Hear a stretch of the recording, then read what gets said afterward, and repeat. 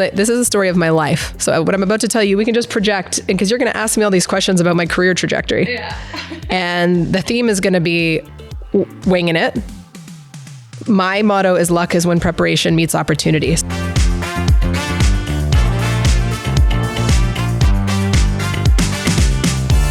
So too much, I also learned this in therapy, is the other side of the same coin of not enough, but that should resonate.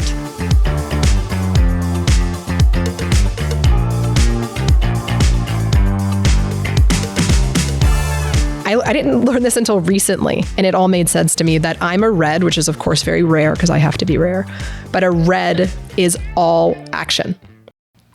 Welcome back, everybody. This is the All of You podcast, the podcast where we sit down with all of you. And today we have two people on the set. You are familiar with my co-host, Shambhavi. What's up, Sham? Hello. And one of my nearest and dearest and longest time friends, Liza Stinton, everybody. Yay, Liza. Liza, how long have we known each other?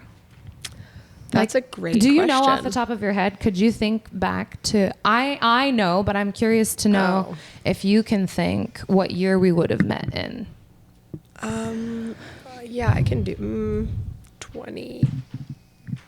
Yeah. Is it? Yeah, I would say 2010. Okay. Yeah. Because I moved to Toronto in May of 2010 and I started frequenting your establishment. Yeah, so 2010. How old were you in 2010, Sham?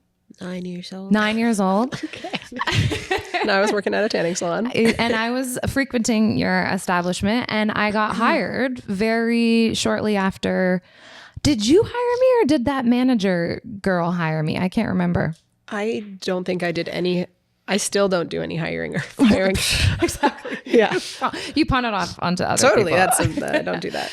Anyways, I wanted to have you on this podcast. Well, first of all, because you're one of the most important people in my life. But second of all, because your career path and how I have always sort of observed you over the last 15 years of our lives, I've always been so fascinated by your professional strategy and your entrepreneurship. And I just sent you a meme the other day about how I have no idea what you do for a living. Like we've talked about your job. And I think I tried to explain to you, Sham, I think I have an idea. do you remember? Because Sham, Liza and I and Baby Pre, another one of our OBM people, we went to an event back in May. And do you remember, like, what is it that she does? I think you work with a company that takes care of either some sort of service in apartment buildings, correct?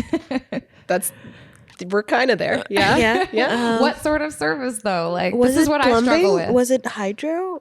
Okay. Utilities. This is good. Good for you. We're in utilities. Yeah, I'm bad with memory anyway, so like me coming up with this much is amazing. That's incredible because I've known you for 100 years. You haven't been doing this for 100 years, though. Correct. Maybe 7 or 8. Yes. So, but prior to that, you were this incredible entrepreneur who did all of these amazing things. So I guess the first thing I want to get into with you is, can you tell us a little bit about after, let's just say like your last year of high school, kind of making decisions about what you wanted to do for when you grew up? Like, what was your idea when you were in high school, kind of thinking the path you were going to take? Did you have a idea? No. I have never really been a plan maker or a goal setter. I think I just operate at 100% all the time. I'm programmed for like efficiency, which is trauma. I've realized so much actually, but I just want to get from A to B as clean and as fast as possible all the time. So I was just operating on all cylinders, whatever that was, whatever I was doing, I was going to do it amazing. And then. So what were you doing? Like, what were the things you were doing at 18, talking 19, high school. 20? Talk like 18, 19, 20 when you were deciding to go to school. You were I think you were a shots girl at a bar or something. Oh, wow. You're going back. Yes. Like, talk to me about those beginning stages for when you were making money as like that's actually a young professional. Interesting, because that experience perfectly illustrates my entire life. Because when you just operate at 100%, people are going to notice and they're going to want to recruit you. Mm-hmm. So I worked at Canada's Wonderland as a games operator, or I worked in the photo lab. Remember, I used to develop photos at the Shoppers Drug Mart photo lab. And then I took this part-time job at a tanning salon when I was 18 or something. And hold the phone for 1 second. Tanning is something that you have to do very safely. Tanning has all kinds of warnings related to it, but I need to remind you all that tanning was like a thing. The thing. In the 90s and early 2000s, like if you, my people who know, like Jersey Shore, gym tan laundry, like was that ever a thing for your generation, like using a tanning bed? Okay, so I grew up in India. So I guess not. No. Do you even have tanning beds in India? I'm sure there are, just I've never come across one. Or like red light therapy booths for like boosting your... Oh yeah, I bet. All of that crazy bougie stuff, sure. But like not a tanning bed. Salon? Yeah. So this was like... It. To work in to be a tanning salon girl that worked at the tanning salon, you had to be... What did you have to be? Hot. You had to be... Tanned. Yeah. And you had Is to it be one of able- those Bayshore, like, what was not Bayshore? Jersey Baywatch, Shore like, or yeah, but mostly Jersey Shore, because they came out with like lotion lines and all kinds of things. The amount of adults I have encountered recently or along my path that have at some point owned, managed, or worked at a tanning salon, like it felt like it was like a rite of passage in that generation. So Liza hired, or whoever hired me at Liza's tanning salon.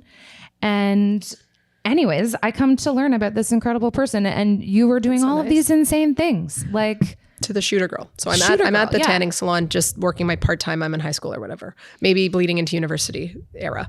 And then, bleeding into university. We can talk about that. But someone saw me at the salon and said, I know the guy who's managing the shooter girls, the shot girls at Government Nightclub. So I don't know. Gov. Yeah. I don't know your breadth of audience, but this type of club doesn't exist anymore. I mean, it was a multiplex,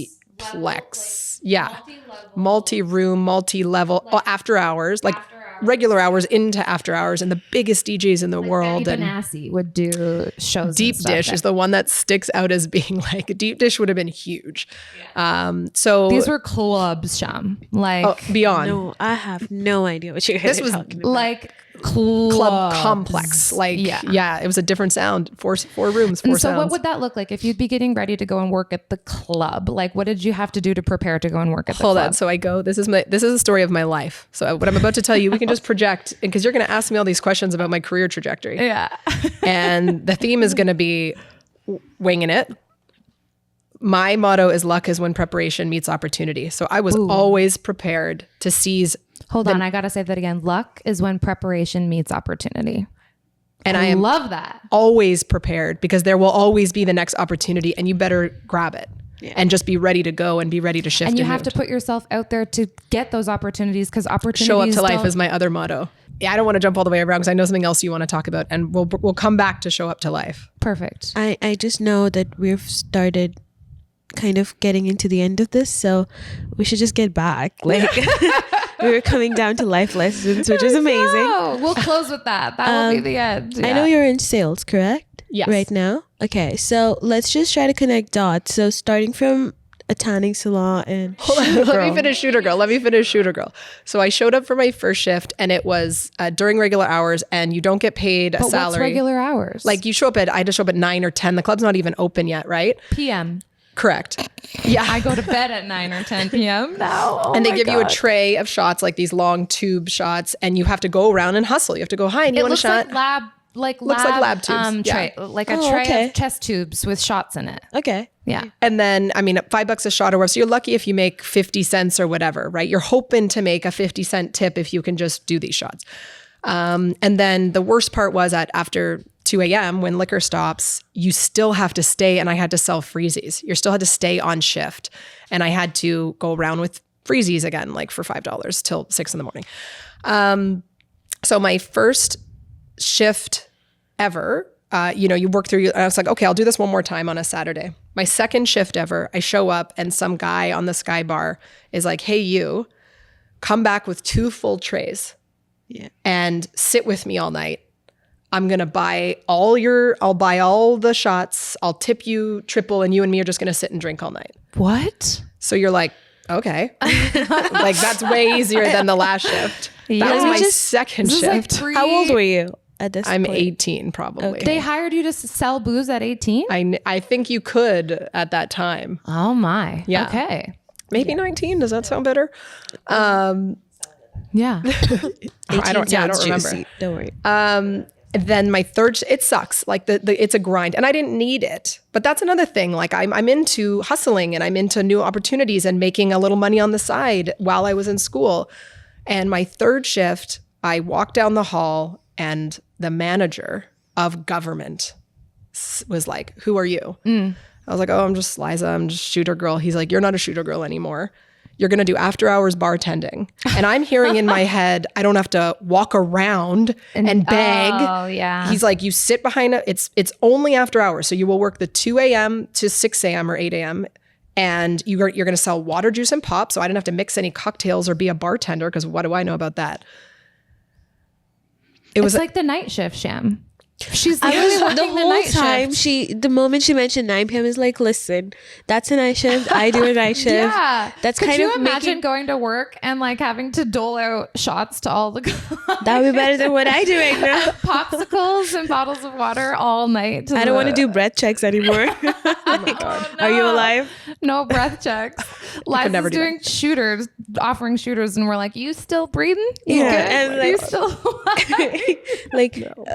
Just open the door so that they don't wake They up. don't wake up. Yeah. no. Oh my God. No, That's what we're keep doing at keep 4 selling that o'clock to in the me. morning. Never. At 4 o'clock in the morning. So what When is- were you making when you were Someone doing said, this? "Do you want to be a shooter girl?" And Yeah. you're just like, okay. I had a job. Yeah. And I was in school. Yeah. I'll give it a shot. First couple of shifts, you're like, oh, by the second shift, I'm getting my trays bought for me. And by the third, I'm like fully upgraded, because someone just, I'm sorry, who are you, in the hall? I remember it. I remember what I was wearing. And I would make at least $1,000 cash a night. And when you are 19, that's so much money. Yeah. It's so much money. So what were And you doing with that amount of money? Like when you were making that kind of money, I know you're very financially literate and you understand investments and all that kind of stuff, but were you making smart financial decisions with that much money at that age? No, I am currently extremely financially literate, because I have taught myself, and you've made a lot of mistakes and figured it out along the way and got a lot of good advice. Yeah. My parents, God bless them, taught me nothing about money. Yeah. Ditto. Did yours? I guess. Yeah? I think I'm still learning. Yes. Yeah, I think I've just been able to like watch them be really responsible, and like my dad has this thing where if he likes something, he's gonna buy it. Yeah. Which is the kind of, but then my mom kind of has a whole little bit narration more going for 24 hours about Okay, it. I like that. Yeah, so she'll be like, "Oh my God, he just keeps buying whatever." So there's a balance, Everything in life should be a balance. but So should we segue into school then? So like you say you were working and in school. What did you go to school for? Right. I'm tired all the time now. So I look back on this era. So we're talking maybe 20, right? And I was in full-time university schedule. I had a full-time marketing manager job at Piccadilly Circus, which was the hottest college club in downtown Toronto. I had a full-time marketing manager job. I would remember work, Piccadilly Circus. Oh my God. of course, the double-decker bus and the whole thing. And then on Saturdays, I would do the Saturday shift at the tanning salon. So the tanning salon that I worked at part-time, I couldn't give up completely. They begged me. They begged. And They're free like, tanning. So you can't give it up when you they get free tanning. begged. They were like, what can we get? Please just work one shift a week. I said, okay. I'll work Saturdays 10 to 6. So full-time university schedule, full-time marketing manager job. I would work the tanning salon Saturdays 10 to 6. I would go home, have dinner, go to bed. My alarm would wake me up at midnight so that I could take a shower, put on a half a crop top, and cab to government to show up for 2 a.m. To make $1,000. To make $1,000. And every time that alarm went off at midnight, I was like, okay, last shift. And every morning, every Sunday morning when I came home with $1,000, I was like, one more weekend. Do you remember the last one? Like, do you remember when you called it Oh my quits God, officially? no, I don't, but that's an amazing thought. Yeah. Is when was the last It's one? just like mothers who are like, I didn't remember the last time I would put them in a stroller. Or it's like, them up. Yeah. the last I don't time I remember. worked a shift at the government. I have a question though. Like at 20, ish, like, what was your driving force for pushing yourself so much? Like, I mean, you would want to hang out with friends, like what And university kids do. I lived out of the house with Zach. I had a boyfriend. I lived out of the house with a boyfriend. Okay, that's another Had a full-time job. That's a full-time job. And I had a beautiful social life. I'm like, where were the hours? Where's the minutes? How did I do that life? So I don't know. it more like, what was the driving force again? Like, by that I mean, was it more like, oh, I get to see so many people, it's the socialization that I get, or maybe you're an extroverted person? Are you an extrovert? Yes, definitely. Yeah, okay. So was it like something that, oh, I'm just having a lot of fun and you don't really consider it that much? My idea is like, where was this coming from? Like at the time, or we're talking 20 years of therapy later, I know where it was coming from. Yeah, I would love to know both, actually. So firstly, I was raised as an only child. I say it that way because I technically have a biological sister, same parents, but she's 14 years younger than me on purpose. So same parents, no sibling in between, not an accident. I had 14 years of my life alone. So I was an only child, which meant I was the academic, I was the athlete, I was in the star in the school play, I played trombone. Yeah. So there's something about that only child syndrome, only child thing, I think, that maybe you feel a little pressure to be everything for your parents all the time. Another thing is, so I know this now, because we were talking about the book, Surrounded by Idiots. We were talking about all these personality tests. And if you do the Surrounded by Idiots, I don't know if there's a better name for it, but the red, green, yellow, blue. I didn't learn this until recently. And it all made sense to me that I'm a red, which is of course very rare because I have to be rare. But a red is all action. Yeah. We don't research, we don't think, we don't plan, we just do. Mm-hmm. And I honestly, that resonated with me. I just did. I do. What's the next job? What's the part-time job? Now I've got the boyfriend, now I da-da-da.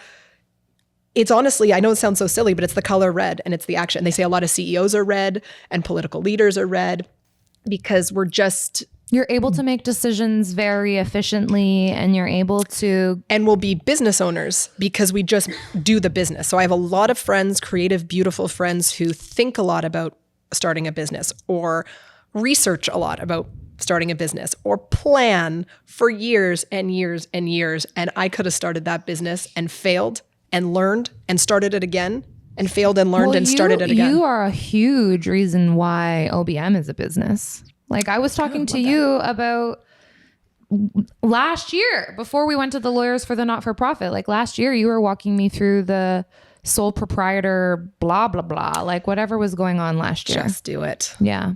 I think everybody could be a business owner. Hear me out. If we're talking a real business, like especially a brick and mortar, like service business or shop, I don't know, get a good lawyer and get a good accountant. Oh, don't mess with the law and don't mess with the CRA. No. Everything else, you'll figure it out. Mm-hmm. You'll figure it out. Yeah. But you got to do it.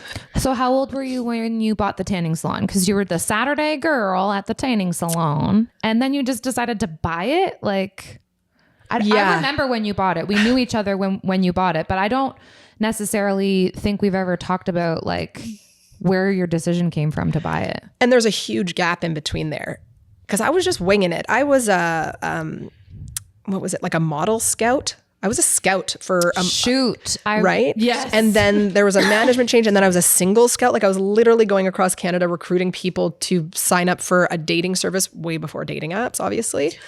And I didn't really have a plan. Like there was no plan. There was no. And you were an extra on TV shows and stuff. I would go on set anytime I could. Big movies film in Toronto. Okay, so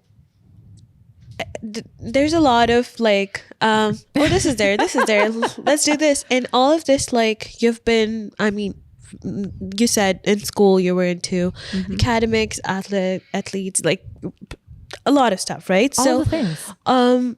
Coming up when you were in your 20s or even going forward, like, was there some sort of, like, were you ever like taking this risk might be, you know, ever balancing it out, pros and cons, any of that? Like, or did you have like a safety blanket that you could rely on? You literally just said the word, which is risk.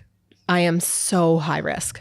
I'm a high risk person. Averse. I'm risk, well, the opposite of risk averse. Right. I'm a risk risky. I'm risky with money. I have lost a lot of money. I have done high risk investments.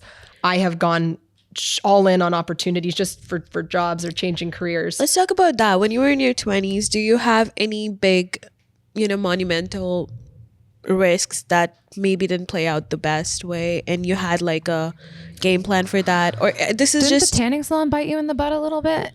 Yeah, there was a franchise issue there that I had to deal with, but that's just politics. Really no plan. So let's keep going there. I do not set goals. I do not have a plan. You just said pros and cons. I've never done a pro con list in my life. The opportunity presents itself. I'm prepared to go for it, and I'm going to give it 100 million %. When you say prepared, what do you mean? What is the prepared for a 20-year-old? That's a good question. I feel like I'm prepared to seize the opportunity, meaning I'll just go for it. That's that Do you know that what action. you're really good at? Do you know what I think Liz is very good at? Is aligning herself with the right people, because you have a lot of people in your life that are very successful. And I think you had a good friendship at the time with the franchise owners, and they kind of took you under their wing a little bit. Would you say that there's a mentorship component to some of the things? We're not doing this linearly at all. We're going all over the place here. We never do.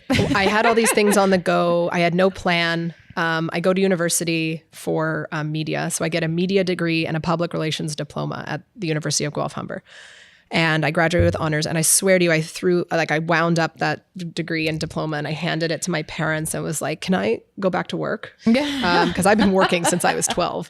I just wanted to work. Me too. I was working part-time at the tanning salon. So the owner of the 13 location tanning salon at the time knew I was studying marketing, PR and media. So she hired me as the full-time, right out of school, was waiting for me to finish school so that I could run the 13 locations. I did that for a bit, but that's what a normal person would do. I don't think I'm normal, obviously. I think I'm very extraordinary and unique, possibly an alien, not quite sure. I love that. Yeah, probably an alien, or this is just all a video game. I'm not 100% sure. But that was the normal thing to do. Yeah. Get a degree and then get immediately hired in my field.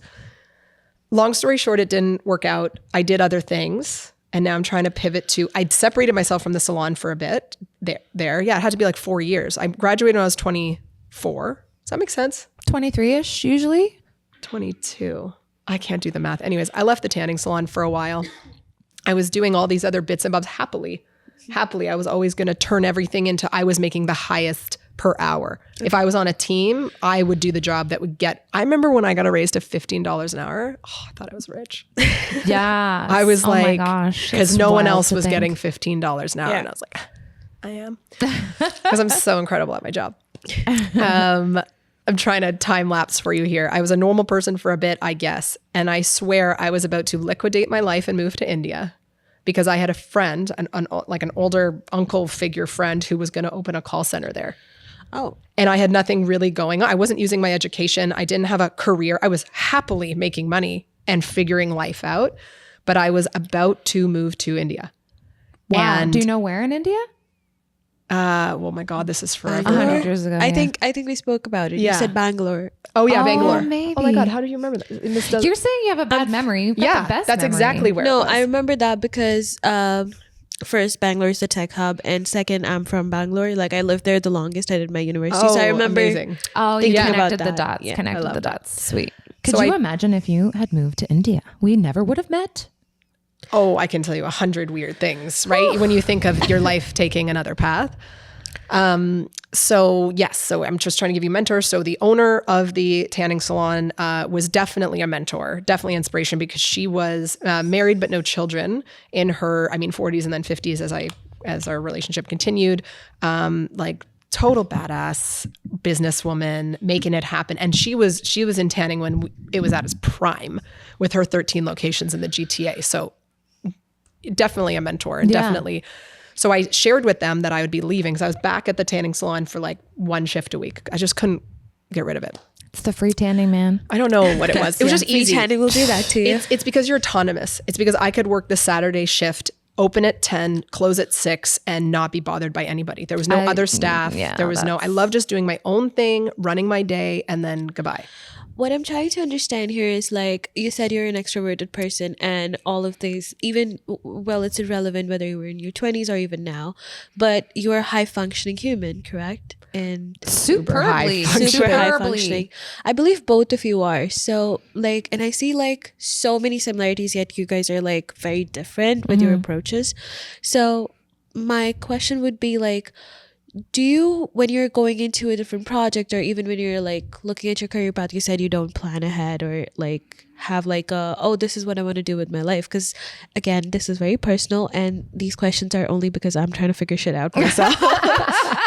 So maybe it will just help me. Good for being honest, Jam. Yeah, because who fucking knows what's going on? Yeah, because I have no clue. What am I doing? I have no idea. Not even for a second. I started off with something, with an idea in my head in my like high school, and now I'm like doing something entirely different, looking into something entirely different. My question would be like, how do you go ahead and be like, oh, what if this thing doesn't work out? Or for example, on the other hand, you would take an approach. So from coming from both of you, what is the safety blanket?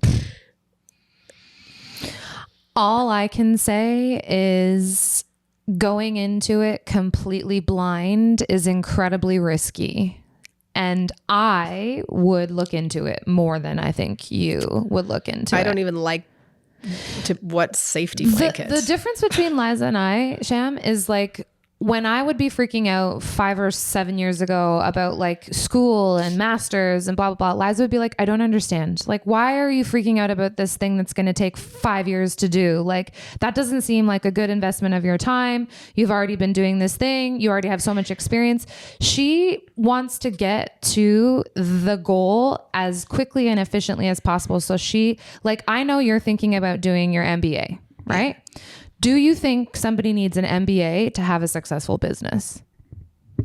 A successful business? No. Okay, no, I'll kind of just recover from that a little bit. My trajectory right now is very limiting from my work permit status and stuff like that. So my idea was, okay, what is going to get me a little bit more stable with my paperwork? Now that's where I say like the risk. Is it education? If I didn't have to worry about that, I would probably be doing something entirely different, giving like my. What's the thing you would be doing? Like, what's probably working like 100% with OBM. Like, not because we have like so many brilliant ideas or stuff, that projects that we could probably push forward more, or even like, I don't know, do something that's not legal right now. Just non-traditional. Like, man, we could smuggle cigarettes across provinces. Like, we could do crazy. But was it like like I don't know, was it like a people's community that you were like, okay, if things don't work out, I would probably just, you know, I have people around me, or I have like this support system that can probably help me propel back? No, your whole frame of mind is wrong. Yeah. You've already decided it's not going to work out. And what am I going to do when it does? What's my contingency plan? Where's my safety net? Like, there is no safety net in life. You keep moving forward. You don't fall back. Even if something doesn't work out, it fails forward. This is what I struggle with, is like thinking that whatever I'm going to do, I'm already planning for it to fail before it even begins. That was my initial question. Thank you. Yeah. Like, so you guys like have to go into it more like Liza, in that you're going to go into this thing and something is going to happen from it. I also have very high self-esteem. I have great parents, and I'm magic. So I just never thought I was going to fail. Like, which I realized at a very young age, it wasn't normal. I remember just thinking I was awesome. Like, I was. Well, you're a lot like Shanzi, because she had parents that just loved her so deeply. And awesome. When I spoke to you the first time, I was like, yeah, I think that's my elder sister or something. Like, I relate to that on different levels, because when I was deciding to, let's just get my ass up and move 7 continents, I was like, yeah, I don't know what I'm doing. Let's just see. It was more of like a fun vibe. It was like, you know what? We're just going to get to work. We'll see. Flesh that out for me. So were you thinking, what if this doesn't work? No, not really. It was like, I'll go there and we'll see what happens. That's okay. Not going to lie. That's literally how I ball with my life right now. It's like, Fail forward. That's gonna be the takeaway from this podcast. Fail forward. Don't fail forward. Because the investment didn't get the returns you thought it would, or I've had friends shut down businesses, start up e-commerce sites and put their heart and soul and all their savings into it that just aren't quite getting where it needs to be, and they have to shut it down. But that's a huge learning experience that they're going to take with them to the next project. So it's not, you don't recluse and reset and regress. I think you just need to decide what it is you want to do and make it happen like magic. Like I think you just need to make it happen. Not gonna lie, I honestly don't even know like what I'm trying to make. It's more like at this point it's more like fucking me ball. Like we'll see what happens. But okay, so right now you're in sales. Which was another pivot. Like we're not here to have my whole like work journey, but how did I go from taking a part-time at a tanning salon to owning that tanning salon? So I became a tanning salon owner, which was not the plan. Franchisee. Not the plan. I didn't go to business school. So to your point, I had no training or education in running a business, except that I did run it for 10 years. Yeah. That's what I'm saying. Like just do the practical, the practical application, the practical experience. Takes you a lot farther than education. I'm trying to be careful because I know you guys love your education. Well, I don't. Then how did I became the owner? Then I was settled. I was going to be a business owner. Then there was Big Brother. So I become this business owner and then have this whole reality. She just casually says that there was Big Brother. I got on Big Brother. So I was this my life was a business owner, which was not the plan. And that was great. And then I become a reality star. So that was interesting. Hold on. Before we go into the reality star, because that's a whole other thing. But I need to just make mention of some of the unique ways that I knew Liza to make money. So you were the salon owner, but you also were very creative in reselling things. And this is like in the time before YouTube and the time before OnlyFans and the time before like social media and stuff. And one time Liza had a conversation with me about my shoes and my old smelly shoes and the older and the smellier, the older and the smellier the shoes, particularly flats.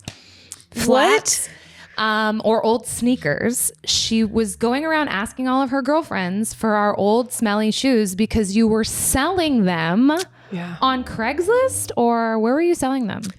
Yeah, it had to have been Craigslist. Maybe there was a Kijiji moment and potentially an eBay, but you have to be a little more creative with their restrictions. Can you talk about that? So as a high level statement, I would like to say that I think that efficiency in me, that action efficiency, it was never enough. Like you heard, I had a full-time university schedule, full-time job, part-time job, bar job, and rested on Sunday. So first of all, I did that all in 5 days. And you had a full-ass boyfriend. And the friends. So I was like, okay, next.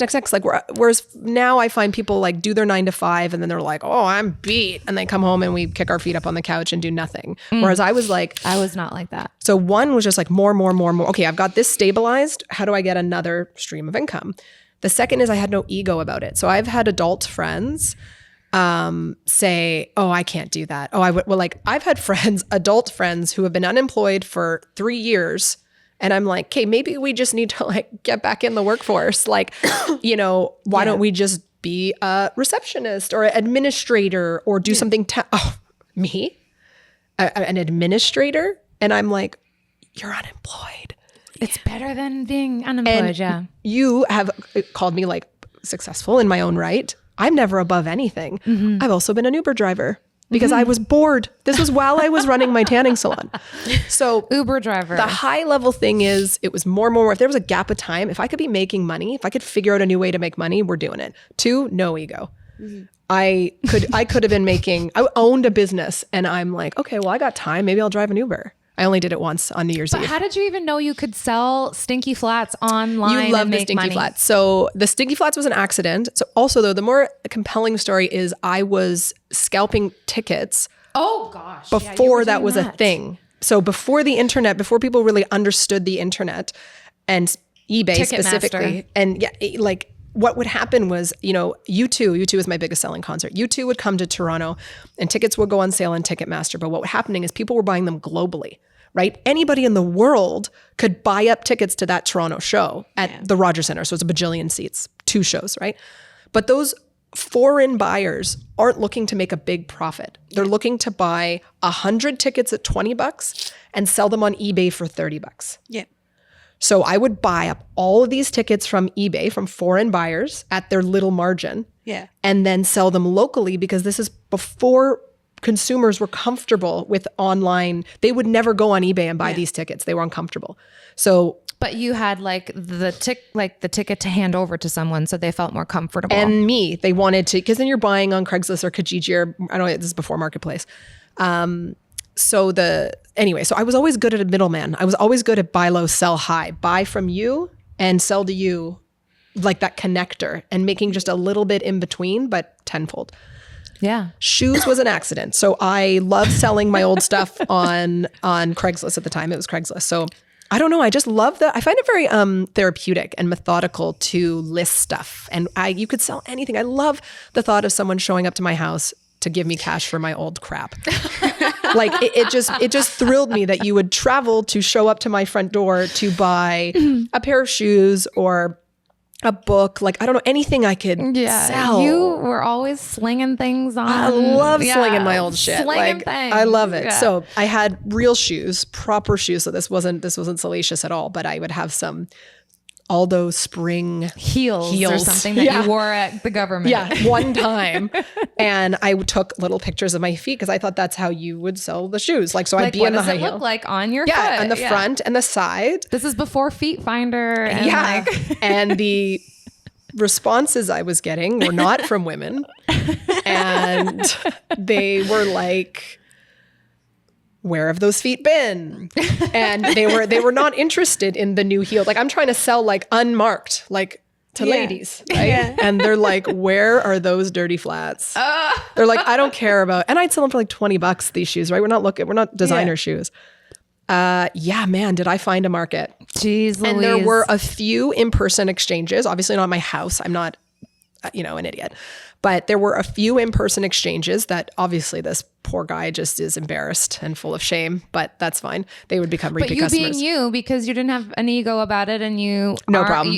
Zero problem. Like it's a business transaction. And I learned eBay. eBay really was more comfortable because there was no human interaction. Right. I could just sell, I was shipping shoes to Wherever. Europe.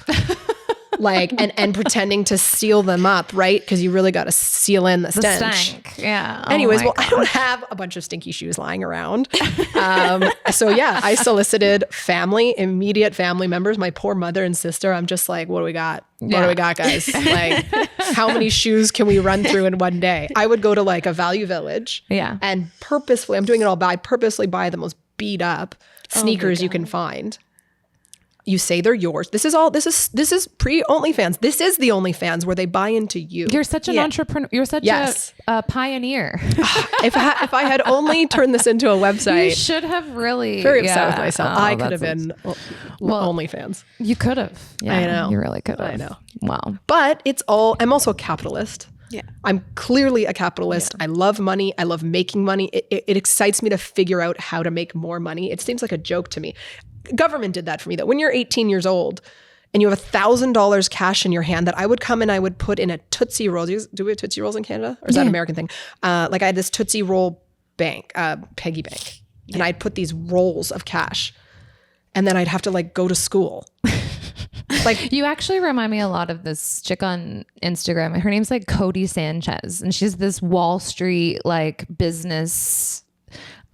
Whenever she comes up in my feed, I just think the two of you, because she's on there talking about how you should start these businesses because all of the baby boomers are aging out of these businesses like car washes and laundromats and vending I know machines. exactly who you're talking about. She's got long, beautiful hair just like you. And I have thought to my partner about this. I have been like, because we're thinking about pivoting in investments and I'm going back to basics. I'm like, where are the laundromats? Where are my car washes? Please, can I run them for you? This is my dream. I want to run laundromats. Now that you mentioned partners, actually, we could just kind of get into that, because I think you guys are very differently similar. It's very confusing. That's why we've been friends for But so let's long. talk about human interactions. I feel like you guys have very similar, different approaches to that. What is it like dealing with people, or even just in your personal life? Well, I guess what Sham's dancing around is that Liza and I are both unwed women. Ever. Like, not never, currently. ever. Never Like, been married. Never been married. Neither of us have ever had children or wanted to have children.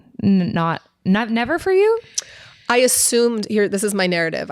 So I'm 41. I know I don't look a day over 37. I wanted kids until I was 36.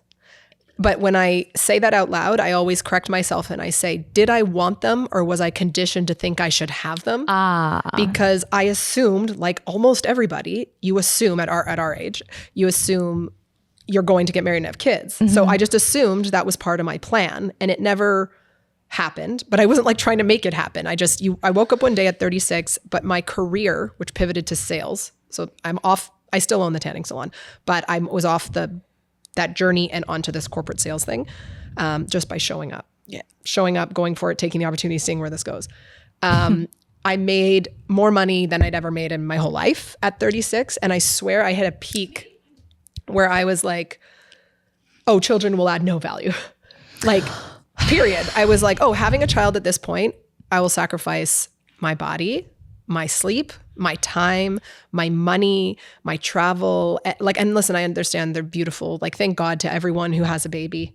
My goodness. Creates a baby. Somebody's got to do it, and it's somebody's got to do it. It's not me. I'm actually very nurturing, which is confusing. Same. I'm extremely maternal and extremely kids. nurturing, and I'm good with kids, and they're attracted to me and they want to be around me. But at 36, I was like, oh, it didn't have any value to have my own.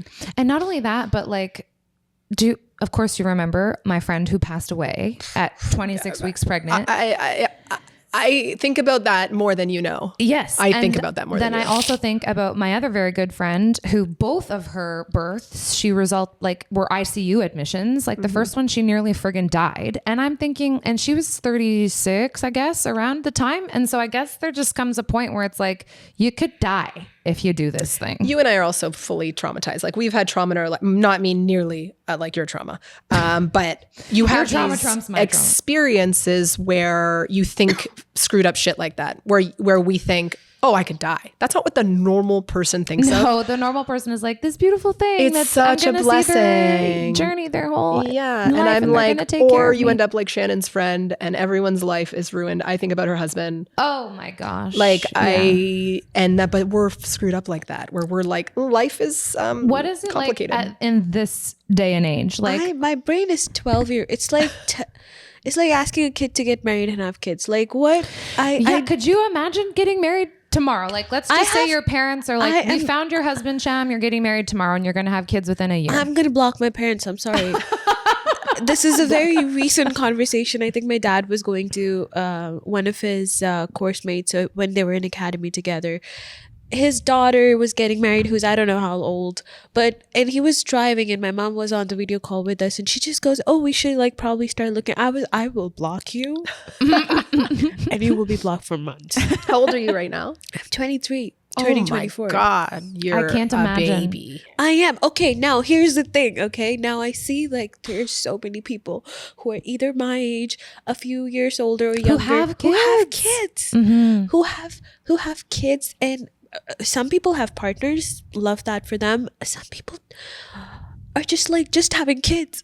Yeah. Now here's my question. That wild blind though, like your frontal lobe isn't even fully formed yet. Exactly. No, but I kind of love it. I think it's wild. I think it's just really have a kid. The wild thing is like the younger people, the people who have kids younger, I feel like they have, after their kids are grown and in their 40s, they have this like resurgence of 100%. Their That's how it should existence. be. No, I think you have to. I am just like really not agreeing with that. I've seen so many horrible examples of where this is so happened that you have a kid so young with like nothing going on for you. Like, how do you get excited about anything? And then you just like over fixate on either your partners or keep trying to run through partners to like find stability because you don't have a stability in your career or in your mind or your heart.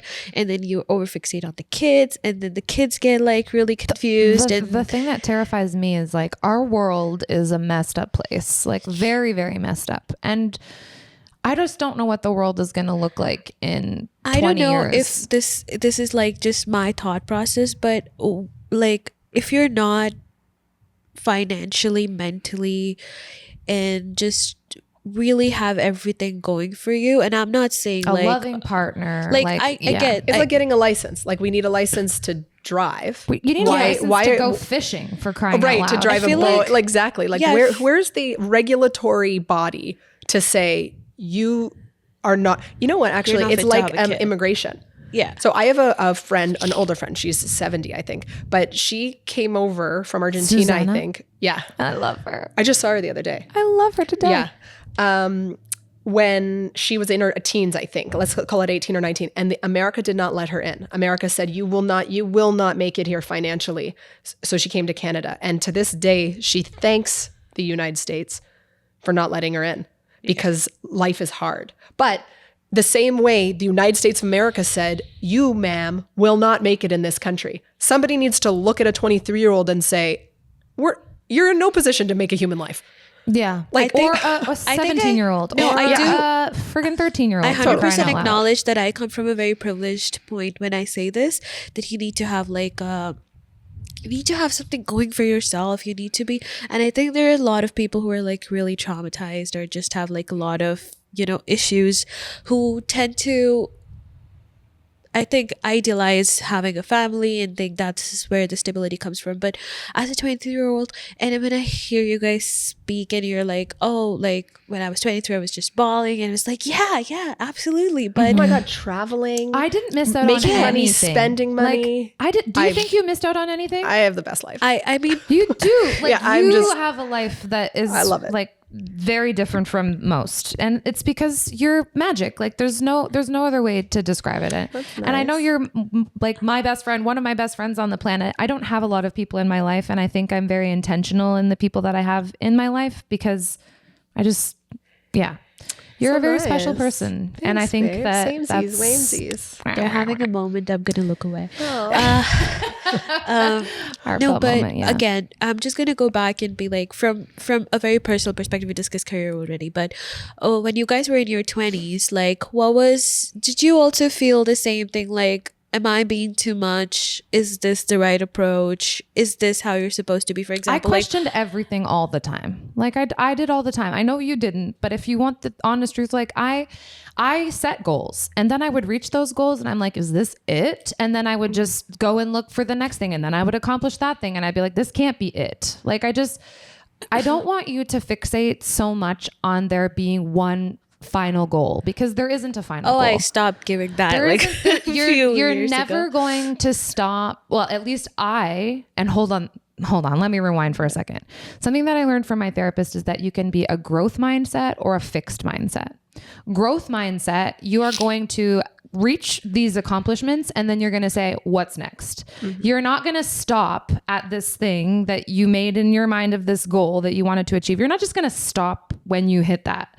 A fixed mindset is going to hit that goal and then stay there and sink into the comfort and the consistency and the whatever, the security of that I'll thing. pull my hair out. Yeah. And right then there that and then. person is just going to be perfectly satisfied and content with staying where they're at. And the idea of stepping outside of that comfort zone or that bubble is unfathomable. Like they wouldn't do that. So if you are of a growth mindset, you're always going to be looking for the next thing. There's never going to be an end thing. It's always going to be the next thing. What about you? You ever question yourself? I forgot how you asked the question because it was interesting. Like, do you ever just question yourself? Like, are you being too much? Oh, like, thank you. Yeah. Thank you. The too much thing. So too much. I also learned this in therapy. Is the other side of the same coin of not enough. But that should resonate. Because when you're us with all this confidence and this ego and we go out and I'm unstoppable and I'm magic, oh, it's okay. I was too much for that guy. Oh, it's okay. I was too much for that employer. Yeah. You're basically calling yourself not enough. So we're reframing it to seem magic, but don't question whether you are too much, because you might as well be questioning if you're not enough, if you're not good enough. Like, I love that. what I face in my peer groups is like I always almost am carrying a different approach to things, whether it's personal life or career wise, because I agree with you guys. If you're not stable, don't have kids. If you don't think you're right for kids, don't have kids. This is not like a societal norm or whatever. If it was like ancient, it doesn't even matter anymore. But in my peer group, this is not a very, or even I feel like this entire generation, I don't think a lot of people share this, or even if they do, there's always, for myself, be like, am I crazy? Like, are you kidding, Sham? I can't tell you how many times from how many people when I would say like, I don't want to have kids or I'm not going to have kids. They'd be like, oh, you will, you will. Yeah, You'll not even find just that though. someone. Like not even just like talking about kids would be a very specific thing, but just talking about like how I carry myself. For example, I feel I'm a very confident person. Good. I'm very, well, not to say arrogant about what I'm doing or saying or holding an opinion on, but I would like to say that unless somebody's got a better argument coming my way, I would like to hold my stance on this thing, or I was like, I love myself, I love what I do, I love my approach to life. Yeah, I'm not hurting anybody, things like that. You right? hold yourself in high regard, and that's a skill, because I do not. Like I wish that was a narrative that went into my mind. I feel like when you say too much, I constantly feel like I've been too much, or I've said too much, or so what about this you, is the Liza? difference. How do you go about that? I have two schools of thought on what you said. One is, for so confident, you should go to some therapy. Just like me, it could just be a little bit of a cover up, because I've heard non-confident things come out of your mouth this whole time. I am 100% like, it feels like an imposter's thing, because I'm like, right. So because I don't have those thoughts about me. I don't have the what if I fail. I don't have the like, all these setbacks, the what if, even too much, what if I'm too much? So my advice would be, if you can, just eliminate those thoughts. Like, enough. Don't even think about all that negative. Do you know what would be a really interesting segue now is to talk about Big Brother, because Big Brother was an experiment that you were a part of. And do you think that impacted your ego at all? Like when you came out of the house, and sorry for anybody that, I think you have to live under a rock to not know what Big Brother is, but Big Brother, do you know what Big Brother is? No, I was under the rock. Oh, okay. So I think they have it in every country, but it started in the United States. And you can explain what Big Brother is? Okay, I'm not definitely very good. didn't start in the US. I think it was either UK or India had the first Big Brother. Okay. But I know on what me. you're talking about. Is it like a house that you get logged up in with people? Oh, see, listen, you know. So tell about your experience, like how you got onto Big Brother. How did this come to be? Right. Hold on. So I'm going to finish up but you're right. It perfectly segues in this. My comment to you was, maybe this all isn't real. Maybe you are an alien in human form that beamed down Maybe from... it's a Matrix. I strongly I think maybe we're in the Matrix. Like I know, and there's more that we has a word for it now. Like, like we're Sims, or like I jokingly talk to Source Liza all the time. NPCs, yeah. I'm like, I don't think this is real. So I'm saying, if it sounds wacky, I'm sure there's going to be a lot of backlash. Conspiracy but like, theorists. if you just decide that you are in the Matrix or a video game, play it. Why would you? It's just a game. So why wouldn't you open the next door, go to the next level? Why are we worried about safety plans, like safety nets? Okay, before our viewers decide to like start shooting people and do all of that. Not like that. Yeah, let's just... Okay. No. So that's the thing. Like, what I'm trying to understand is this something that you build on, that you had doubts about yourself and you guys were in your 20s? This is like a chain of thought that just you started off with, never questioned? People never questioned you or asked things, and you kind of like... backed up a little bit. Has that ever happened, or how do you deal with that if that so happens? Sure. And a lot of therapy will teach me that I created these situations that I was very obsessed with abundance and being extraordinary. Yeah. But what would happen is I would create these lower situations. Like I would attract people into my life that would tell me I wasn't good enough or just give me little jabs. Yeah. But I attracted these shitty people into my life to question how extraordinary I was, to launch me into, I'll show you how instead of just being extraordinary, I would find myself in situations where I had to prove how extraordinary I was. Or abundance. Instead of just being abundant, I would loan a best friend or an ex-boyfriend $40,000, which would put me in a state of lack. So I could hustle and be like, you watch how abundant, you watch how many shoes I'm going to sell. Because but why was I creating the low? Yeah. To run to the high instead of just being extraordinary. Yeah. So I do think I'm extraordinary. But it's funny how I would attract people that would, so I've had plenty, to your question, there are plenty of people who have questioned me over the years, you know, and they're intimidated. But just to bring you down, bring you down because they are down and they don't want to resonate at your level, or they can't resonate at your level. This is a common thing. Like, it's a very common thing where people would definitely question, especially like, for example, people who right now holds the idea of like, I want to hustle and be abundant and stuff. It's like, why would you want to do that? You're becoming that 1%, and the whole concept of like, you're taking the money away from people, but that's really not true. And I will take all of the money away from all of the people. Like if it's able to be taken. But I feel like when people question that, and you're like, you kind of question where you're coming from. Is it more like, for me personally, I think I'm in the biggest questioning phase of my life. This is the perfect time for that. Yeah, perfect time for that. I was in this whole like, oh, I am a unicorn and I fart rainbows and shit. You're a fairy. You're a fairy. I swear, I'm a unicorn. My Instagram is a shit post ID. I just post absolute shit on it, and it's constantly glitter and fairies. I live in a dream world. And cats. And the whole it comes down to like when people and right now I think I just have a lot of people in my life who are constantly questioning my approach to a lot of different things, whether it's They're like not your people then. And I think we don't have the time to go deep, but I think you're questioning yourself. I think the external world is a reflection it's more to of the like internal everybody self. It's more for like but these everybody, people in your life questioning you are an externalization of your internal reality. Mirrors. It's mirrors. Yeah. So they're not questioning you deep down. You're questioning yourself. Very so you know the book The Secret? Do you know of it? No. Oh God, like kids these days. It's a manifestation. I do agree. No, you no, should understand this book if you listen to it on audiobook. Sure, but I remember listening to The Secret and going, "Oh my God, I am the secret." Like other people need to be taught how to have this state of mind. Is The Secret with the one with the red circle around? Yes. Yes. It kind of looks like red, gold, fiery sort Just of look. be the secret is what I'm saying. So sure, read the book, and in life, be the unicorn, be the secret, be the character in the video game, be the alien. If you don't feel like you fit, that's okay. Now let's mess around with reality. Do either of you go by fake it till you make it?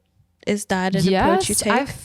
Yes, definitely. Yeah. Do you play the part before it actually happens? I don't necessarily like that statement though, because you're not being fake. I was going to say, I'm not faking anything. I'm amazing. I'll get there. Be authentic till you make it. No, like, that's more what it should be. Yeah, it's more like, you just play the part till you actually, it's like dress up for the job you want. Is that an approach? I like that. Yeah. I like that. But it's all mental. Yeah. So if you're in the outfit that the person you want to be or become, whatever would wear, then you're mentally that person. Yeah. So I said this on another podcast that I was on. It's like, if you work at Subway, I don't want you to say, I just work at Subway. I'm just a sandwich maker. You be the CEO of Subway making sandwiches. Like you make the best friggin' Subway sandwich you can make. You're the best customer service person. You learn how to deal with customers that are angry and complain, and you're the person that fixes all the problems and fills all the ranch dressing sauces the most consistently. Like you be the CEO of sandwich making. Yeah.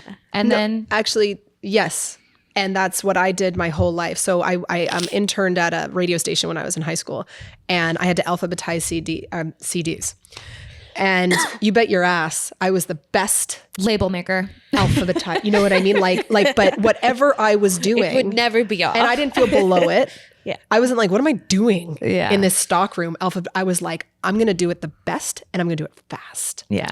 And then yeah, I would have been the CEO of sandwich making. Yeah. And I can think of all that busy work, like working at Wonderland and cash holding. You bet all my bills were facing in the right direction and folded the right way. And yeah, be the freaking CEO of sandwich making. And that ranch, you're got like, and you're just like doing it over your head, and you're like, yeah. Don't be like, but Subway into Coyote. if you're like, I'm just a sandwich maker. Now society, and now you're trying to fit into societal norms, or you're worried about people's judgments. you should eliminate you are not just anything ever. Well, that was like the questions were definitely the same. Like they were very personal, but I hope like we kind of get an idea of. Yeah. Forgot to talk about Big Brother. So because this is a very magic thing, because you had wanted to be on a reality TV show. I feel like there was a couple of reality TV shows that you were supposed to be on, but it maybe fell through. Correct. And then Big Brother came to fruition. So which ones were you going to be on that didn't happen? I was going to be on Big Brother US season 10 because I'm American. Were you going to be on Naked and Afraid? That was after they wanted me on Naked and Afraid. I also was going to be on a Mark Burnett show. So Mark Burnett is Survivor and The Apprentice. He's a big guy in reality TV. So when Pirates were huge, I don't even know the year, but Pirates were really, really huge. Mark Burnett created a show called Pirate Master, which was basically Survivor on a pirate ship. And I had to fly to LA, and I was there for like 10 days. I did 7-hour psych eval tests. Like I know everything about myself, and I had to do physical tests to prove that I wasn't going to like die on the pirate ship or whatever. And anyone who encountered me on this journey was like, oh, she's going to be on this show. Like, obviously. And then I got the call that I wasn't. Oh, shoot. And I just remember, I honestly didn't really care. Like, it's not like I had a dream of entertainment. I was just like, oh, this would be fun. Let's do this thing. But everyone was shocked that I didn't make it. In retrospect, it probably makes more sense that I don't even think Pirate Master went a full season. I think it was pulled mid-season. Yeah, I don't remember it ever being on TV. How did you go about that with like not being selected for something that you obviously Did it hurt your feelings when you weren't selected? My question would be like failure. No, because it's not my hopes and dreams, and it wasn't number one on my goal list. Right. I didn't have to strike something off. You were a big fan of Big Brother. I'll tell you, I'm so strange. I never thought for a second I wasn't getting on the show. So I practice what I preach in, it's not even fake it till you make it. I was it. I remember I saw the commercial, Big Brother is coming to Canada. And I'd been a fan of the US for 15 seasons. It's been 14 on seasons. air for 100 years. 14 years. I was a child when it came out. Like I was 13 or something. And I saw the commercial, Big Brother is coming to Canada. I knew that minute I was getting on, and I'll tell you why. One, because I'd already made it so far on other shows when I was like 22, 23. By the way, I'm 29 at this point, which is a little old for reality TV. Mm-hmm. I was for sure getting on the show. Not only have I proven that I'm capable of making it to the final line, right? Two, I just bought my business. So reality TV, like you can get canceled for saying the wrong thing, like your whole life and career over. So I really liked that I was a new business owner so that nobody could fire me. However, I presented on this show, and let's do some balance here. My dad had just passed away. Mm-hmm. But I remember that's so sad. Like 6 years earlier when I was trying to get on the other shows, I'm like, okay, maybe my mom pre-watches because I'm a fireball. And I'm just like, are my pants going to be on the whole time? Yeah. What topics am I going to talk about? Because I'm like, oh my God, I'm unhinged. You wouldn't want your dad to know some of these things. Yeah. So I was like, literally 6 years earlier when I was almost going to get on the other show, I was like, oh God, I'm really, really nailing this daddy's girl image thing with him. Yeah.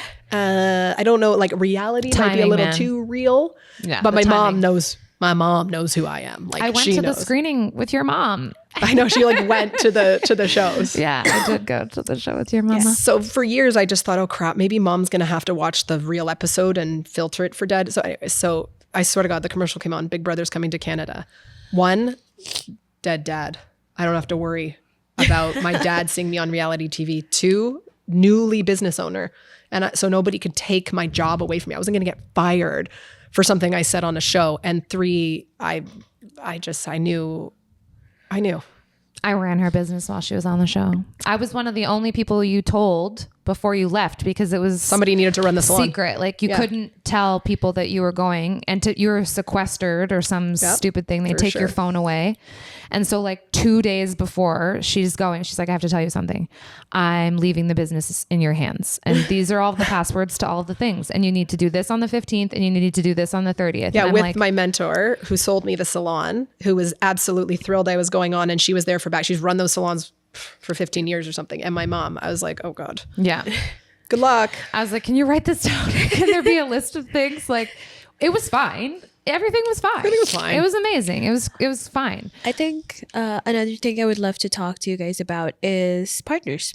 Oh yeah, partners. Yeah. Well, you had a couple of showmances on Big Brother. Nothing did. ever happened of those, but it's kind of a little bit indicative of your dating life. Like you, I mean, I don't want to disclose too much for you, but I knew you with Elle. And Elle, we'll just say Elle. Yeah. Elle was in the picture for 15 years or some wild 16 thing. years. And he was the love of your life. And I was always team Elle. He was I my just always purest thought that Elle was toxic trauma bond. but that I could not. Did you meet when you were 18? Yeah, I was a kid. There was no relationship until I was 21. So, because he's older. So there was nothing there at 18. But I was a kid. Like this person would come into my orbit, and I was a teenager who would giggle as if George Clooney just walked in the room. Because I'm a kid. What do I know? And he was just one of those guys. Oh my God, giggling like a celebrity. Like so out of my league. Oh, he was like a smug looking. Okay. Yeah. Just like so, tall, drink a freaking And water. knew it. Yeah. Like womanizer. Like Yeah. just But then I grew up in 21, and then I hooked up with John Mayer. that's a whole thing. It's a whole other story. The celebrities. But Yeah. that John Mayer encounter, I think I was 21, made me realize respectfully, men are just men. And even if you're on center stage with your guitar and your fanciness, I was like, once I got John Mayer, I circled back to Elle because Elle had only been a fantasy. And I went, I could get I Elle. can get you. I can get Elle, no problem. No, If can I get owe John Mayer a lot. Yeah. It cracked something in me as a young woman that went, I can get anything I want. Yeah. Men, job, other, it all made sense. The guy on stage playing the guitar was the promotion or the dream job. But and you I want was to know like, the sad thing is like you got Elle, but you did later, but it took so long for Elle to treat you consistently the way you deserved to be treated. And I think he was one of those things in your life that even though you are this amazing magic unicorn, like he stole some of that shimmer about you. Like God, I see it so differently. Really? He's I'm the just only hearing person that and ever I feel turned like you upside down. He's the only person that ever turned you upside down. Because, oh man, I really, really retrospectively think we did it to each other. I think, like I had a friend whose a new friend that basically was like, oh, he was abusing you. Like he was controlling and abusing you. I'm like, oh my God, we abused each other. It was all, and I don't mean abuse. I'm using that very loosely, but it was all a game of, would you text back? Do this. Yeah. I swear, I have not talked to this person in a minute, 7 years. Yeah, it's been a while. I swear I could text him right now.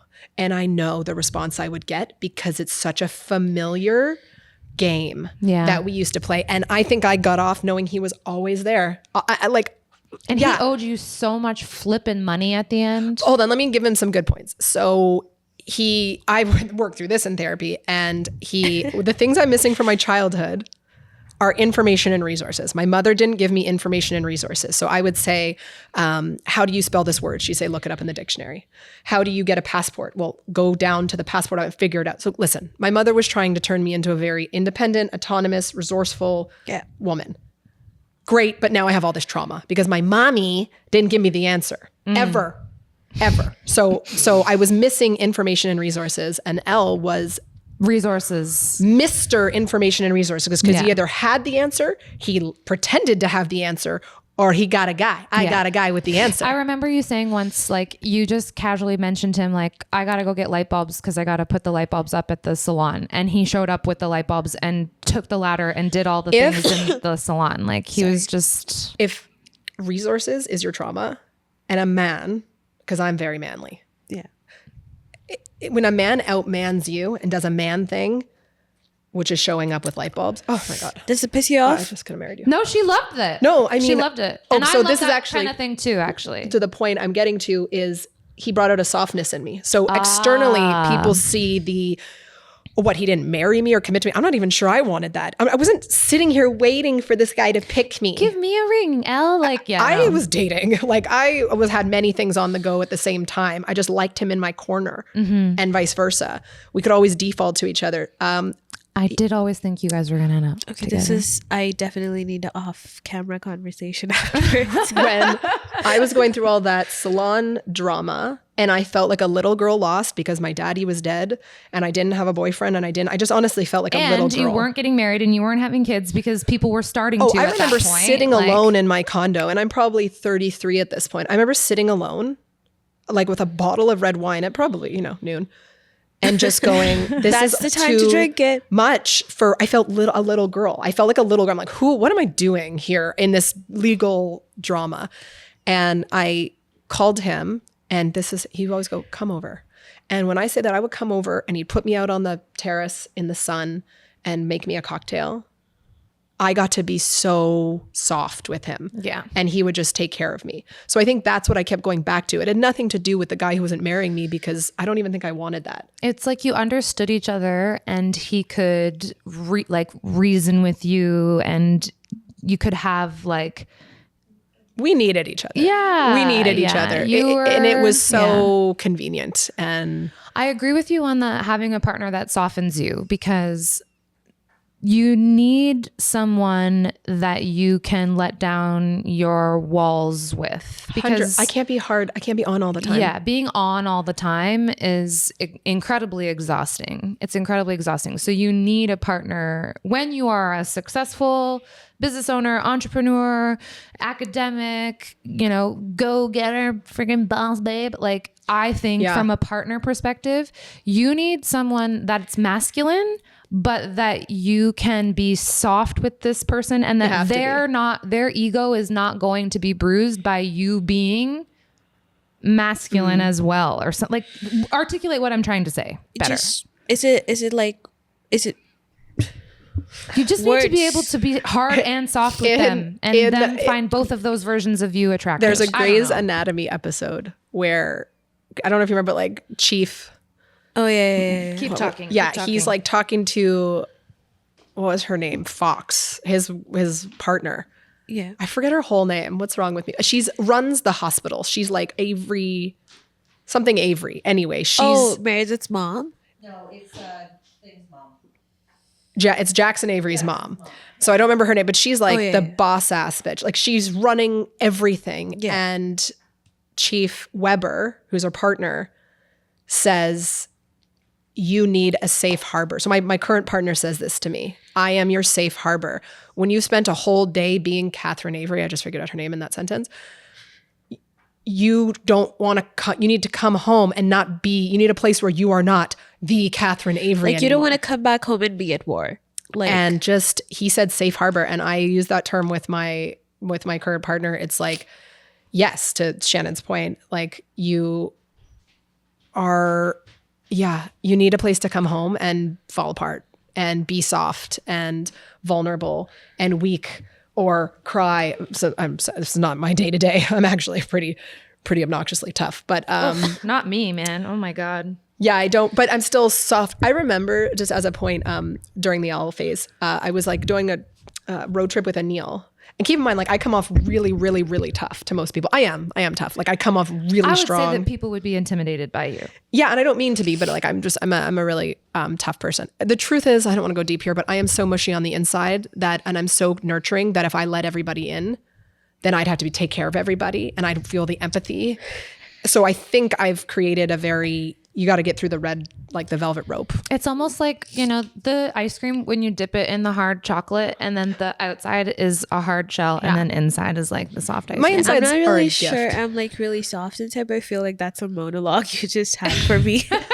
I love it. That's good. But I was telling This is what you Anil, we're need. just on a road trip with a person who knows one version of me, which is fine. And we were talking about Elle, and I said something, and I said it in like a baby voice, like when you baby talk to your partner. Yeah.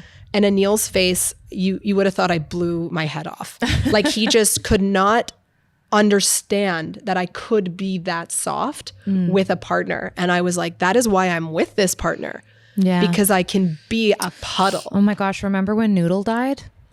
But he was there. Yeah. Noodle was her cat. It was so sad. I know, like love of my life. Fuck men. You want to talk Orange about the love cat. of my life? Do not talk about that. No, that was my what I little was saying, soulmate. like, That was my little soulmate. She had an orange cat soulmate. His name was Noodle. My baby. Yeah. What's your cat's name? Bira. Bira. Hers was Noodle. Oh my gosh, but Noodle. Elle was there. Yeah. And Like, we can talk about the cat. I have like a shrine to her in my closet. It's been many years, but I have like, Yes. I'll just take a picture and I'll show you. I Yeah. tucked it behind like clothes, so I'm not a total, we used to be on the wall. It was on the wall I at your love her front so entrance. much. It was in my the front entrance. at your But I home. was a single woman for like, yeah, of course I had these relationships, but I would come home every day to her and I. And I get on the couch. She was much like a dog. I'd get on the couch and she's up on the couch with me. I'd go to bed at night. She'd lay lengthwise with me. And she was an annoying cat. There was no peeing and scratching and screwing up life. She was just perfect. How long did you have her? 12? Not long enough, right? For a 12 years. cat. Yeah. 12 is not But yeah, very when long. she died, I'm obviously putting her shrine up on my hall. Yeah, Because I was just like, remember the hey, every Noodle time I came shrine. in, I was like, that's my girl. Oh my God, stop. I know. Cats are the real soulmates. Cats and dogs. Should we segue into Yes. segments? Because these always go off as well. So we do a couple of segments. We have 3 talking points. We have resilience. 3 sections. We have resilience, generation, and support. You get to pick. Which one do you want? Resilience. Okay, perfect. And then there's categories. So which So you get to category choose would you which like? color. Which color? Let's do self-reflection. Ooh, Which good. color is that? Purple. Purple. Do you want to pick a card? No, I trust you. Oh, okay. You got good energy Pressure. right now. Yeah, super good. Pressure. Oh, wow. Weird question. We Okay. love them. Do you think it's ever appropriate to seek revenge? Ooh, do you think it's ever appropriate to seek revenge? I love this smile. I'm sorry, that's an amazing smile. Do it again. It's so good. Very timely. So I had a chat. I don't see my therapist like weekly. She's more of a, I don't know. Therapist She's does a not do her guru. justice. She's a yeah, guru, something magical. magical. It's beyond therapist. It's beyond life coach. But I called her. We had a session not too long ago, and I was like, I think I'm the devil. She was like, okay. Tell me more about that. Tell me more about that. this. And I was like, I just think the most awful things, like when it comes to revenge, and I'm very into like making things right and justice. Yeah. Like, and I sometimes fantasize about extremely awful things happening to people that I think deserve it. We can't be specific. Yeah, but in general, I was like, oh my God, if there was a camera on my inner thoughts, I'd be in jail. I full blown was like, I think I'm the devil. Like I went a full Illuminati, I'm control. It was very awful thoughts. And she said, the devil, like if you got one on each shoulder, right? She said, the devil is you are not the devil. She goes, the devil is your protection. I said, keep going. Tell me more about that. When you have these options, these thoughts go through your head, she goes, you know you could. You know you could if you wanted to, but you don't. And therefore you are not the devil. She goes, do you do the things? All these awful things you could do, all this revenge you could seek. Have you done it? Do you do it? I'm like, no. She's like, okay, so we're not the devil. But she said, I like how she said, like, let the devil in. Let the devil sit on the shoulder. Let him be there to go, oh, we could really fuck some shit up. We'll light this whole place on fire. And you're like, and she's like, it's your protection. You know you could. You could. Revenge is an option. And she goes, but you don't. I was like, okay, I'm not the devil. So how do you, like, for example, whether it's professional or personal life, if somebody is deemingly disappointing, how do you go about that then? Is it a look at them as a conversation? child. No, my approach to this, and we've talked about this because you should be doing it with the person that you would like to seek revenge on. Often is we think about these people, or you should, as a child. Think about them. What trauma created this problem for you, or what? Because all of our stuff stems to those like fundamental years of our development, and all of the shitty things about us today are rooted back to not imperfections, but like circumstances that happened in our childhood that left a bruise or a mark or a scar or whatever. They say in these emotional moments, in these reactive moments, you will default to your most pain or least love. So I have a friend of a friend whose husbands follow me. Dad died when he was 11. And this is a man well into his 50s now. But if they're in an argument, he's an 11-year-old boy because his dad died at 11. But I always thought that was so interesting that as you get into your 30s and 40s and 50s and beyond, unless you do a lot of therapy and can acknowledge when it's happening. Yes, you have to know. Most people are just so reactive and they don't know why. Yeah. And they don't realize they're 11. There's so much of our inner child that comes out in the ways that we project and the way that we present ourselves. So when you say, if somebody does you dirty or if somebody screws you around, in my mind, I think like there's something. They need a hug. They weren't hugged as a child. Yeah, there's something. Someone cuts you off in traffic and is road raging you. I'm like, oh, they weren't hugged as a child. There's like they need a hug so deep bad within that person. So I think this is something that I've only learned within the last 5 years or so. And it's hard because you want to cut them back off. Yeah. Yeah. And honk and lay on your horn. And like, I have. Right? Because we're not all I think evolved. we were talking about this in your and my episode where we were talking about how you kind of look at people's trauma to figure out what they've gone through. We're talking more of professional sense, like why somebody is totally just like obnoxiously. There's a meme that says you go to therapy to handle people who won't go to therapy. Like, so you've got it all figured out and you can see their why. See, that's why I'm always encouraging people to go to therapy, because I'm not. Figure out your own why. I love that I can process this. I love that I'm like, oh, that's your inner child. You weren't hugged, but you're still a bitch. Yeah. So maybe if you could Like, just work go through it. stop being a bitch. Yeah, if you could just work through that, work through that. childhood trauma. Exactly. I picked self-care. Oh my. How much do you generally rely on technology throughout the day? We're going to switch that question. Yeah, too much. What's your screen time? Oh God. Do you get your report weekly? No. Stop. Do you get your report weekly?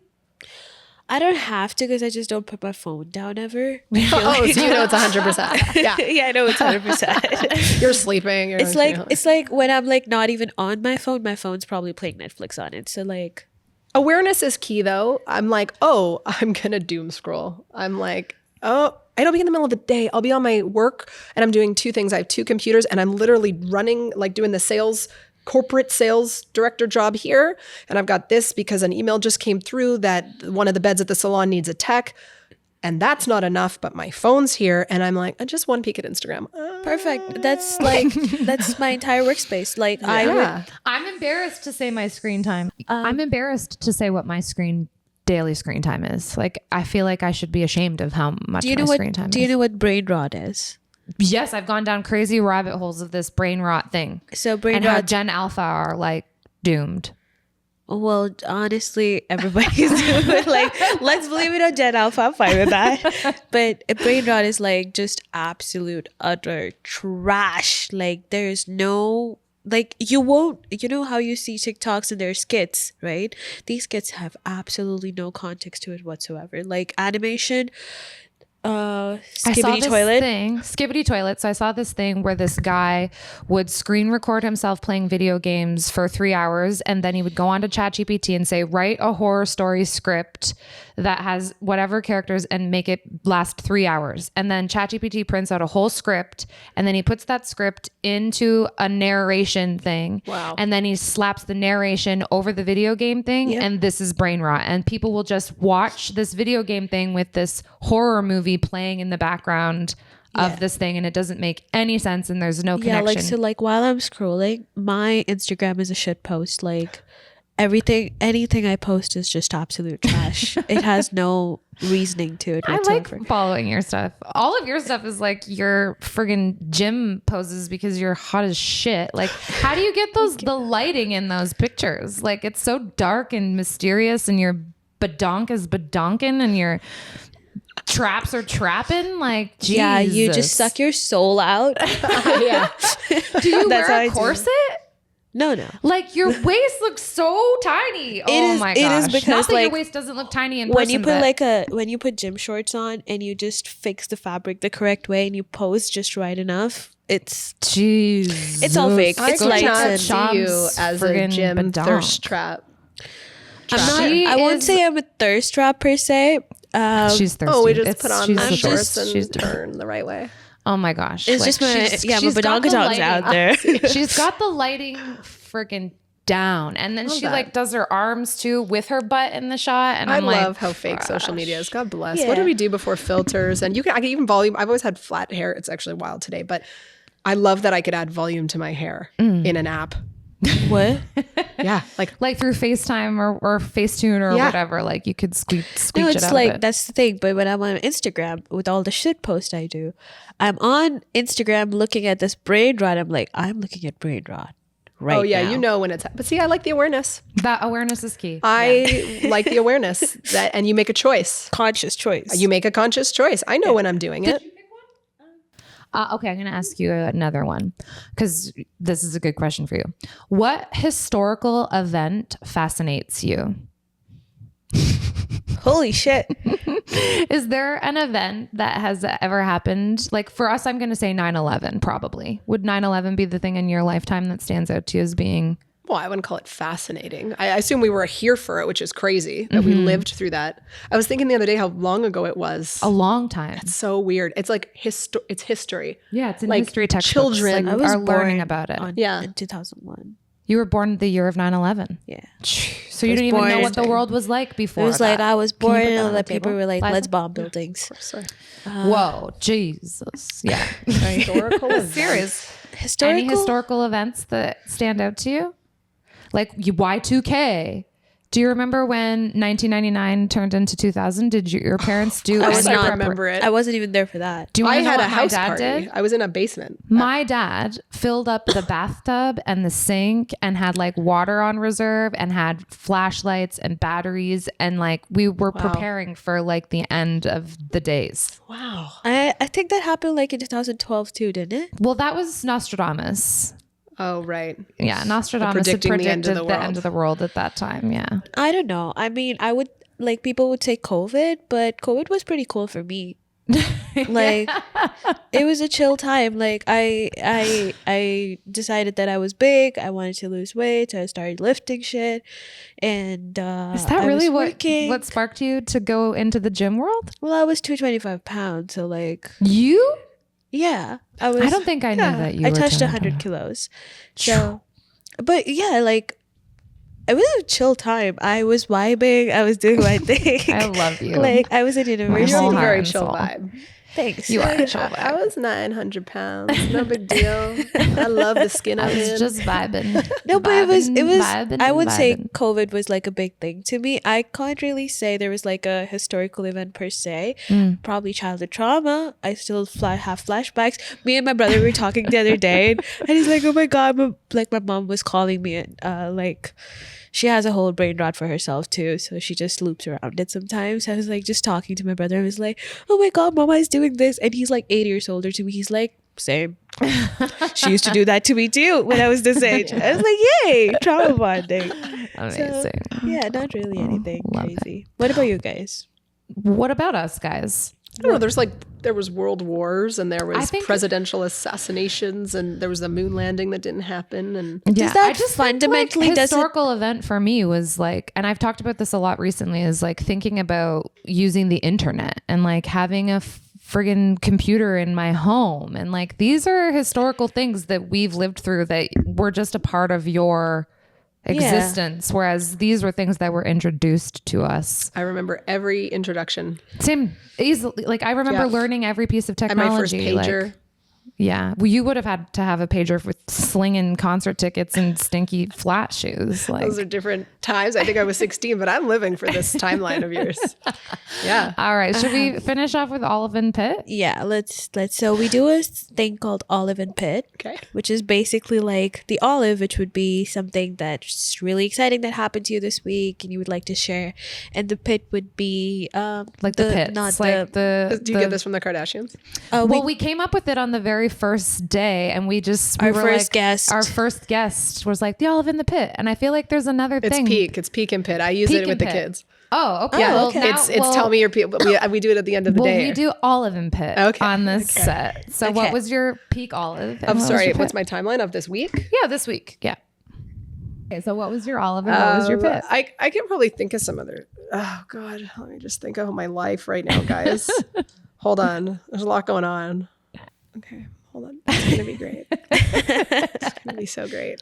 Wow, I can't think of anything. What was your peak and Pit? Olive and Pit. over the last 3 weeks I decided to do it for the plot, so I've just been like fucking around in my life, career, personal, everything, just Amen. balling low. Yeah. Oh, well, I like that. That should be a takeaway. Do it for the plot. Oh yeah, I do everything for the plot right now. But see, that's fail forward. There is no what if. If you're doing it for the plot, it's going to move the story forward. Oh yeah, like no, listen, the whole time I was asking questions, I was just thinking maybe the other narrative is correct. No. And clearly wasn't. So I agree with you through and through. No. Like, No. Do it for the plot. my is- whole thing is we just ball. So I've been doing a lot of things for the plot. Like Do it. I've been to Toronto like 4 times. She went now. to the Christmas market with sleeveless. I was freezing. I died. She showed off her beautiful arms. I got good at the photos, but Christmas died. market. Okay, that's doing it for the plot. Yeah, she wore the a gram. puffer vest. For the gram. She wore a puffer vest with no sleeves at the Christmas I wouldn't market. wear no sleeves here right I now. was I like, agree with you. You are a queen. Like I was just loved 110% aware of what I was doing and loved what is it. going to happen. And I checked the weather and it said it's going to be cold. And I was like, you know what? no, I loved it. I need that The outfit. pictures were great. I need that light. Did you have any pits, or are you just plotting it up? You're just plotting and living. pits? No, not really. pits. No, it's really Good. fun. Like even the shitty things that are happening, they're really cool right now. Good. That's good. So I don't know how we circled here, but I love that. That's not your whole inner narrative I was hearing from the beginning. No, I was questioning the other narrative Right. But now we're because going all in with the I'm a unicorn. Do it for the plot. I don't know if you know, but my entire thing is like I set very clear boundaries. If I'm not into something, I'm not into it. I love that. And other than that, I am absolutely a unicorn. We who are farts your fundamentally rainbows. very similar. Very There's similar. because I would say that my friends, one friend was like, "Hey, I have tickets to this is Rob a million years ago." I was like, he's like, "Do you want to come to this event with me?" And I said, "Oh gosh, I'd rather sharpen 2 pencils and slam my eyes Yeah. down on them." And he was Absolutely. like, "Thank you. I love that I get the truth." And it's a direct, it's not like, "Oh yeah, that'd be great. I'd love No. to." And then No, you no, no. cancel at the last minute. He's like, I was like, "Oh, I'd just rather self-mutilate." I would either like even if I want to do something really bad and I don't have people who want to like join in, I would just fucking do it. Oh, this is good. Yeah, keep Keep on with that. on. Keep It's plotting. all a video game. Yeah. Yeah, Be I was the main like, character. Yeah. Do the thing. 100%. Like the reason why I was asking all of these questions from the other narrative is because people are questioning a lot, and I feel like I'm kind of getting like annoyed answering that I'm not really answerable to you. Yeah. Like it is just kind of getting to me. I was like, you know what? I don't really care. yeah. So I've stopped answering people, but I feel like that is a big narrative that a lot of people go about, and I don't agree with any of that. But none of my business, and I just don't Other have the people's energy to put business into is that. not our business. What other people do is their prerogative. What other people think of you is none of your business. Oh yeah, that's another thing. Yeah. Too. Yeah. What about you? Whew, guys, I've been wading through a sea of pits. I've been in the dumps. My olive bless this girlfriend of mine from Toronto. I've known her for many years, 8 years. I don't know if she maybe just picked up on some vibes or what, but she messaged me last weekend and was like, I've got an extra ticket to the Beach Boys. I don't know if you're into that kind of thing, but we've got an extra ticket. You're more than welcome to come. And I was like, I don't know any of these people. Zero pressure. Like, fuck yeah. Like, let's go to Niagara Falls and let's go to the Beach Boys. Cause I haven't left my house a lot recently. Like, I can't get into this, and let's have this episode be the one episode that I don't cry on for a change. But that was a very good experience because I got to go and reconnect with this person that I hadn't seen in such a long time, but her name is also Shannon. And we just have this, it's a Shannon thing vibe about the two of us. And we had the best time seeing the Beach Boys, and I hadn't been to Niagara in a minute. And it was just, I think sometimes when you go and hang out with people that you don't know, there's a little less pressure to like be vulnerable, or like they didn't know kind of what I've been going through and, what's been happening in my life. So I could just be myself, or be myself without them knowing that I'm going through some shit. So that was a really good olive, and I needed that. And the pit, I'm just going to say that I'm in the pits, and that I've been in the pits, and that being in the pits fucking sucks. And I can't get out of this pit, and it's a dark pit, and I am looking forward to being out of it. So that's all I can say about the pit. It's really fun outside the pit. Oh the shit. olives Like are the I best. remember being out of the pit, and I want to be out of the pit real bad. You'll get there. clawing my Purple way hair out of will the do pit. that. I'm getting a lot of positive feedback on the purple hair. So It maybe suits the you. purple Like this. hair era is the era for me. I don't know. It actually suits you really well. Do you like the short? I don't know about the length because I am really bad at that. Like, look at me. You have long hair, yes. Yeah, but I love the color. Yeah, It thanks. kind of pops you up. What Thank about you. you, miss? Did you figure it out Oh, yet? God, my life is just one big olive and pit, This is literally what I've come up with because I was trying to actively listen and not plan what I was going to say next. Okay. Something This you is learn. something that happens to me on the podcast. Like the person will be talking and talking and talking. They'll be saying something super profound, and then I'll start saying something completely off kilter. And I'm like, nobody caught that. Nobody caught that I wasn't paying attention to anything that they just said Every for 20 time minutes. somebody is talking and I'm coming up with a question, I don't know what you said. I don't know what you say 90% of the Try time to be either. better. That hope. should be a New Year's resolution. Yeah. Active listening. Well, it's No, I would listen to you if I'm like listening to you, but when I'm trying to come up with a question or I have like a script to segue follow, into it's the like next thing. It's okay, hard. This Yeah. is the cue. Yeah. But we're getting a lot better at this, I think. We're getting a lot better at like segueing into the next conversation about things. It's been delightful. It's been Yeah. a flow. Olive is like Christmas.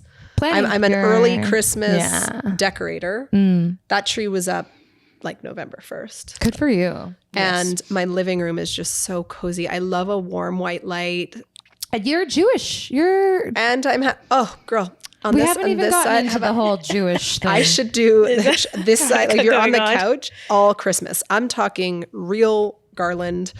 My reindeers, my nutcrackers, and if you turn this way behind the couch, Hanukkah. Hanukkah. It is like the biggest menorah you've ever seen. Everything's blue and white, and I'm like, oh, well, this is who I am. Yeah, Christmaka. Yeah, so I love Christmaka. That's great. And Pitt is I'm actually like having hip issues. Like I can feel it right now, even sitting here. Dysplasia. Yes. Entirely. I am positive that I'm having a physical reaction to emotional stress. Yes. And I can't even tell if it's hip because it doesn't seem hip related. It kind of seems like T-band. So what happens when you get old, people? And hip they've problems. apparently you escalate age-wise. There's two huge escalations. Like you age fast at 44 and 60. And I'm 41 and a half. And I'm just like, no, like what, I just don't want this surge to come at 44 where all of a sudden like my back hurts. That's and a my whole other face episode falls. we So can talk about. my first surge is 23. Are you feeling the hip Oh, it's things happening. already? I'm just old. Yeah. Everything You hurts. must be an old soul. Like there's an old person living you've inside been you. here a time or two. Absolutely. Yeah, I this was- is not your first rodeo. I'm on pretty this sure earth. I was 12 years old. I was like, fuck this shit. Yeah. This is too not your first round on Like, here this we go planet. again. You've been That's here why you got to before. do it for the plot. Because if you've been doing it over and over again, I think this version of you is like over that. Like let's have some fun with this. I'm not life. really sure about Jewish beliefs or even like Christian beliefs per se, but in Hinduism we believe in rebirth. I feel like this is it. This is the last one. I gotta clear Do this one out. you, are you planning to have children, or is that a huge question mark? Fuck no. So they say, for all of us, they say if you don't have children, it's because you're on your last life. They say that it's the last run if you don't want to have the biological children because you don't That's- want to leave that legacy. That's You it. don't want to leave any ties I because think this me was and the, my brother this was the both. one. Well, I can tell Really, you, that's I it. feel like this life alone has been 49 lives. Like, You're a whole. I just feel like there's not many people that I've met who have had as many lives as I've had. There's so many lives that have lived in this No, I'm 3D world. pretty sure like we've been through a few cycles. Sure. For sure. Or what is it? Sheesh. You're so cool and trendy. Sheesh. Yeah. Anyways. All right. Well, is there anything else we need to talk about with all of you? Like, are we you need to talk about some enlightened? things off camera. We gotta get off camera because there's some things we gotta debrief on. Anyways, everybody, this has been the All of You podcast with two of my nearest and dearest. And Liza, thank you so much for coming all the way Pleasure. to the All of You podcast from. It only took nine hours. It was a pleasure. Yeah. Anyways, I'm having a hard time closing this episode. I don't know why, but this is the 'Cause All you of don't You wanna let it podcast. go. I don't want it to end. I'm supposed to say like and subscribe, and you can find the podcast on all platforms. So it's not just on YouTube. If you're somebody that prefers to listen to audio, we've got it on Spotify and Apple Podcasts and all of that good stuff too. Share the podcast too, because the more that you engage with the content, the better it is for us. And check us out on socials, Olive Branch Mentorship, and the website, olivebranchmentor.com. We'll see you next time, everybody. Bye for now.